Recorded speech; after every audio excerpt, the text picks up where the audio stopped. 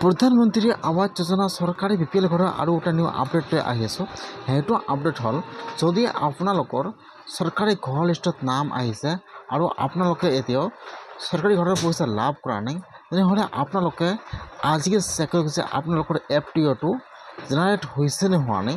যদি আপোনালোকৰ FTO-টো জেনেৰেট হোৱা নাই, তেনেহ'লে কিন্তু আপোনালোকে ঘৰৰ পইচা লাভ নকৰিব।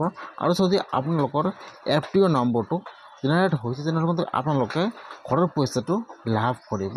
কেনেকৈ আপোনালোকে আপোনাৰ ঘৰৰ FTO নম্বৰটো চেক কৰিব অথবা আপোনালোকৰ FTO নম্বৰটো ভেৰিফাই হৈছে নে হোৱা নাই চেক কৰিব, মই আজি এইটো ভিডিঅ'ত আপোনালোকক সম্পূৰ্ণ প্ৰচেছ ষ্টেপ বাই ষ্টেপ দেখুৱাই দি আছোঁ। আপোনালোকে জানিবলৈ হ'লে ভিডিঅ'টো সম্পূৰ্ণকৈ চাই ল'ব, স্কিপ নকৰাকৈ। আৰু যদি আপোনালোকে মোৰ চেনেলত নিউ হয়, মোৰ চেনেলটো ছাবস্ক্ৰাইব কৰি ৰাখি দিব। এতিয়া আপোনালোকে ফাৰ্ষ্ট এইটো অপশ্যনত আহি যাব। মই কিন্তু আপোনাৰ সুবিধাৰ কাৰণে অপশ্যনৰ লিংকটো মোৰ ডিছক্ৰিপশ্যনত দি দিছোঁ। আপোনালোকে ডাইৰেক্ট ক্লিক কৰি এইটো অপশ্যনত আহি যাব।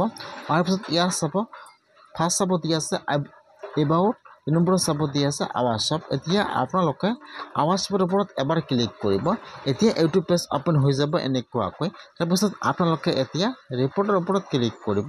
যেতিয়া আপোনালোকে ৰিপৰ্টৰ ওপৰত ক্লিক কৰিব, এতিয়া ইয়াত আৰু এটা নিউ পেজ আহি যাব এনেকুৱাকৈ। এতিয়া আপোনালোকে অলপমান তলত আহি যাব।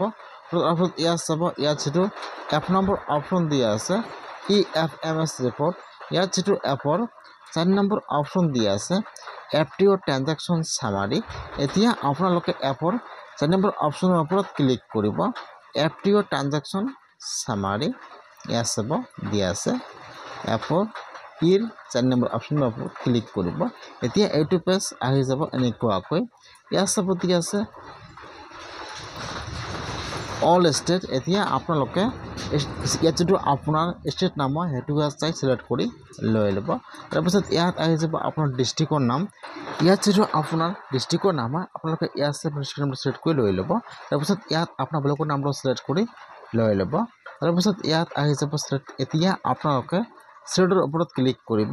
এতিয়া এইবিলাক অপশ্যন আহি যাব এনেকুৱাকৈ। ইয়াত যদি 1 নম্বৰ অপশ্যন আহি যাব total name of FTO generate. এতিয়া আপোনালোকে FTO জেনাৰেটৰ ওপৰত ক্লিক কৰিব। এতিয়া ইয়াত আহি যাব কেপচা। এতিয়া আপোনালোকে কেপচাটো সেইটো ঘৰত বহাই দিব। কেপচা যি হয় -, কেপচাটো সেইটো ঘৰত বহাই দিব। কেপচাটো বহাই দি আপোনালোকে চাবমিটত ক্লিক কৰিব।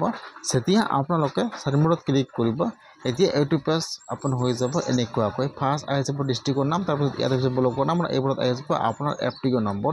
ইয়াত যিটো আপোনাৰ FTO নম্বৰ হয়, এতিয়া আপোনালোকে ইয়াত চাই ল'ব যে ইয়াত আপোনাৰ FTO নম্বৰ কোনটো হয়। ইয়াত যিটো আপোনাৰ FTO নম্বৰ হয়, এতিয়া আপোনালোকে আপোনাৰ FTO নম্বৰৰ ওপৰত ক্লিক কৰিব। যদি আপোনালোকে আপোনাৰ ঘৰৰ FTO নম্বৰটো নাজানে, কেনেকৈ আপোনালোকে আপোনাৰ ঘৰৰ FTO নম্বৰটো চেক কৰিব, মই আপোনালোকক নেক্সট ভিডিঅ'ত সেইটো প্ৰচেছ দেখুৱাই দিম। এতিয়া আপোনালোকে FTO নম্বৰৰ ওপৰত ক্লিক কৰিব। এতিয়া ইয়াত আপোনাৰ ভিলেজৰ নাম আহি যাব আৰু ইয়াত আপোনাৰ পঞ্চায়ত নাম আহি যাব। ইয়াত আপোনাৰ ঘৰৰ ৰেজিষ্ট্ৰেশ্যন নম্বৰ আহি যাব আৰু এইফালত আপোনাৰ নাম আহি যাব আৰু এইফালত আপোনাৰ একাউণ্টত কিমানটো সোমাইছে এমাউণ্টটো আহি যাব আৰু ডেটটো আহি যাব। যদি আপোনালোকৰ লিষ্টত নাম আহিছে, আপোনালোকে এতিয়াও পইচা পোৱা নাই, তেনেহ'লে আপোনালোকে আজি চাই লওক যে আপোনাৰ নামটো ভেৰিফাই হৈছে।